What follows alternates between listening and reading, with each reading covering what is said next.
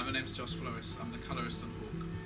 We graded the Hawk trailer on a DS Nitrous, which is an Avid setup, which basically combines a number of different programs. One for compositing, which is basically an online special effects kit.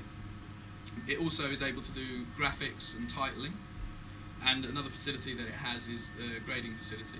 The idea with HD was to have a format that looked a lot like 35mm film. The digital intermediate route brought about the idea for something like HD, a data that was as high quality as film. Grading in a nutshell is where you take in the video footage and you change any aspect of the colour or the luminance range. The luminance being the range between the blacks and the whites. So blacks, believe it or not, can have sub-blacks.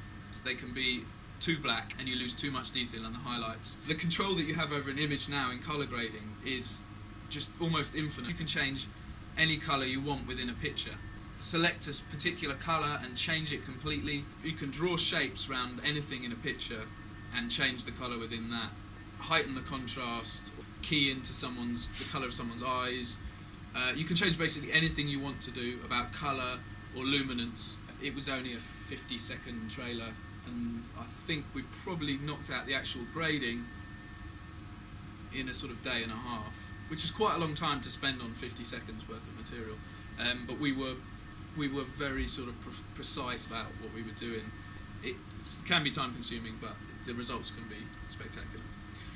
The DOP will have done their best to balance the pictures within the ranges that you're allowed, but they will also shoot a little bit more so that they have control over having detail in the highlights.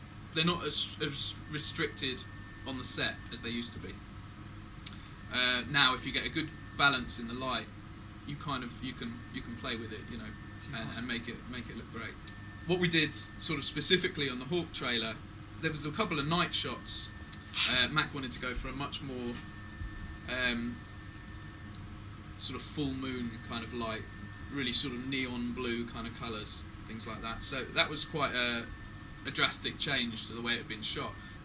Another scene that we looked at in depth was one where young Rowan is stooped at a number of rocks and there's a tree silhouetted against what at the end of the shot looks like a sunset. But when we were actually shooting it, it wasn't such a vibrant sunset. What we did with that shot is the angle of the hill was also not amended when we were shooting. We actually had a tilted picture, so we straightened that out. We cut around the tree and across the whole skyline and changed the colour of the background so that it was a really vibrant orange. I like making the pictures look pretty.